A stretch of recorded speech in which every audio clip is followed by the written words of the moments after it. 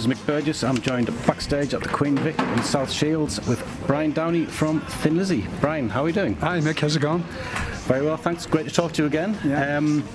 You've been playing a few dates over in Europe at festivals and a few shows in Europe over the summer. How are those shows going? Oh yeah, they went really well. We played in Switzerland. We also did the Swedish festival, the Sweden Rock Festival. Really good. We had a fantastic crowd and excellent reception. Yeah. Couldn't be better. Tonight's the first night of your UK shows of, England and Scotland. Yeah. Are you looking forward to playing We're really looking forward to playing in the UK. It's a while since we actually played in London a few months ago, but it's a while since we played outside of London, so everybody's really looking forward to that. That's right. So I spoke to you before those London shows and you were saying how you were hoping that sometime this year you were going to spread out of London, so it's good to see you. Yeah, it's great to be up north again. Yeah, exactly. It's great to be up north. Yeah, I saw you back in 1983 on the Thunder and Lightning tour at the City Hall, my second ever gig. I mean, what are your memories of playing at venues like the City Hall in Newcastle? Oh, well, Newcastle was always one of our favourite venues because of the fact that the actual crowd was just always on our side, really. Went down well all the time there. And it's a great venue. It is. It's a really fantastic old venue, it's a great sound on the stage. So all those are pluses when you play there. Obviously the fact that, it has a lot of history behind it, lots of bands play there, all our favourite bands. And plus the fact that, Newcastle and up north generally was really welcoming to Thin Lizzy back in the old days. Yeah. And I think it's still the same today actually. Absolutely. Because you talked about the two shows you played down in London last year. It started off as a one-off, then they got an extra date added. Yeah. Did it take you by surprise, the sort of demand for the tickets at that point? Well, the first gig we played there was touch and go. We weren't sure exactly what was going to happen, but it turned out really well. We were expecting maybe, half full, three-quarters full, but it was actually a good crowd, packed house the first night. And because of that, our promoter wanted us back for more shows. Mm-hmm. So we did an extra 2 shows last February. They were equally as good, fantastic shows. Unfortunately this time we're not playing there. We're playing in Camden instead. But I'm sure we'll go back to Nels Jazz and Blues eventually some stage. It's a great venue. So as far as the set list for tonight goes, is this going to be based around the Live and Dangerous album? Oh yeah, it's going to be based around Live and Dangerous with an extra couple of bonus tracks thrown in, hopefully. If somebody shouts up from the floor, you never know what might happen. He might do some stuff. So, but there again, obviously we have a set list and we kind of stick to that possibly. Did you put Alive and Dangerous together by tracking down individual musicians or the other guys already in the band together? Well, they were in the band. Brian Grayson, in fact, informed me about it before, a couple of weeks beforehand. And he said, come down and check these guys out. And I kind of heard about them, There was rumours going through the grapevine that they're really good. Mm-hmm. So when Brian mentioned it to me, I had absolutely no problem. I went down and had a good listen. And I was really, really impressed with the guys. They were great. And so the idea came about when Brian came back after the gig and said, what you reckon? I said, yeah, let's have a rehearsal. But, there's no reason why we shouldn't have a rehearsal. So that's exactly what we did. And with nothing planned, I was really impressed with the band, but nothing planned as regarding rehearsal. I didn't realise what it was going to be like, until I actually started playing seriously with them. And I found, they really were conversing with the whole Thin Lizzy back catalogue.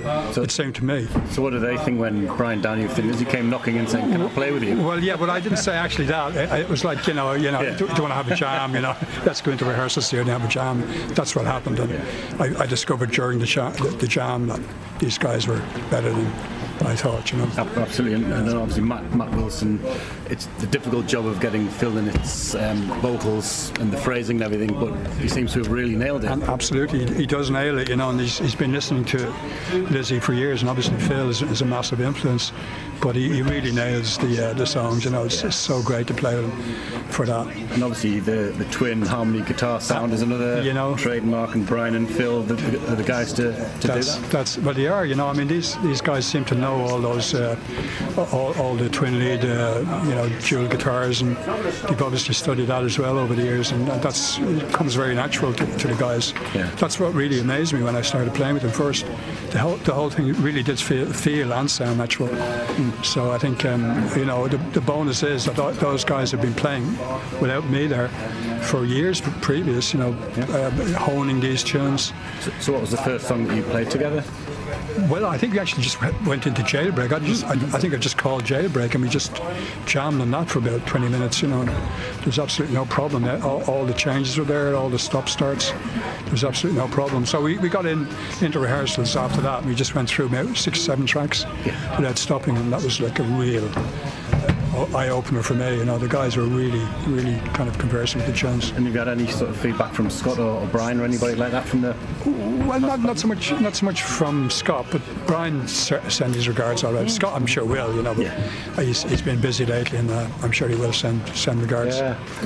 So is the plans for Live and Dangerous, is it a sort of long-term plan? Is it something you'd like to grow and see where it goes?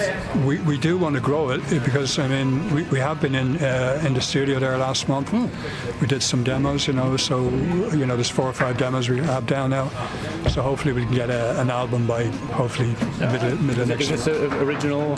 It should be originals, yeah. Right. There's 4 or 5 originals we have already done, so hopefully, you never know, next year we should get a whole album's worth of stuff. I think with Thin Lizzy, it was the touring schedule was relentless. Yeah. Are you going to keep this as more of a sort of selective thing and just play, not overplay, just play shows as and when you feel like it? Exactly. I think maybe doing the old Lizzy way is not feasible nowadays. Everybody's got older and wiser, I suppose. So it's something that I'd love to do the old way of playing with Lizzy, but I think nowadays everybody's got a little bit older and wiser and less not fit, but I am fit, I suppose, but less what would you call it? Yeah, less young. Yes.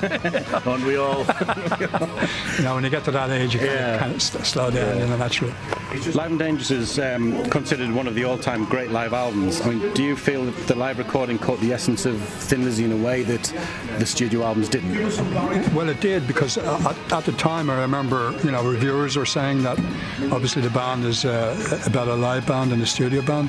That was debatable, I'm sure, back then, but I think the general consensus was back then was Lizzy were a really good live band. Okay, they were good in the studio as well, but live mainly.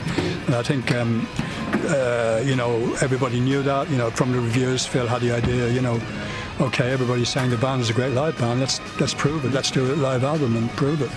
So he had that in mind for months and months before the actual album was recorded, and it was pure Phil. And I totally agreed with him. Seeing that we were getting massive reviews, great live reviews, I think it was the obvious thing to do was to go into the studio. And so why couldn't you capture that sort of vibe in the studio? I think back then, with the band playing like 6 nights a week, we had very short time to rehearse.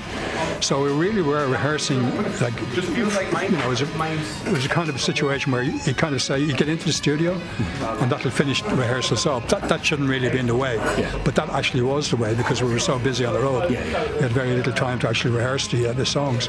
So I think the idea when we were doing the studio albums, especially in the middle section of the band's career, was to rehearse as much as possible and then get into the studio as quickly as possible and fine-tune everything in the studio. That was the way we used to approach it. But that's where we got sort of a little bit of criticism, because it did sound like we were a little bit unrehearsed in some of the studio those studio albums. Stood the test of time, and they have, they have. It's a nitpicking sort of situation now when you're looking back at it. But I think the initial idea was because we were getting lots of really good reviews playing live. I think Phil basically had the idea, well, if that's the case, just let's do a live album. And it was just a great thing to do, because we had absolutely no problem recording it. It was a really natural thing to do as well. And we had Tony Visconti on board as well, an absolute brilliant producer. And it came together pretty quickly, and there was talk about lots of overdubs. Somebody, I think even Tony mentioned in his book, the 65-70% overdubs, but that wasn't the case. No. As far as I can see, looking back on it, maybe 20%, 25%. Just fixing up little things here and there, which is what most people do. A few vocals here and there, but absolutely no drums. There was no drums overdubbed. He asked me to do it, and I said no, I'm kind of quite happy. That was it. Well, it looks like we're pretty much run out of time at the moment. Just one thing. Next year is the 50th anniversary. Yeah. Thin Lizzy forming. Yeah.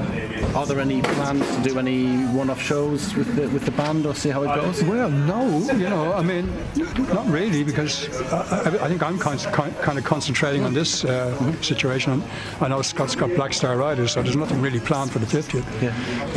Having said that, something might crop up, next January, February, you never know.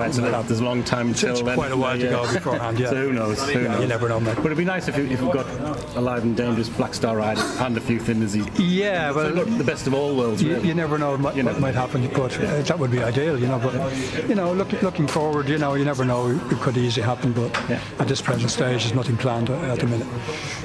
Yeah. Great. Thank you very much, Brian. Thanks, Best luck with the show tonight. Best luck with the tour. Yeah, cheers, mate. Thanks very much indeed.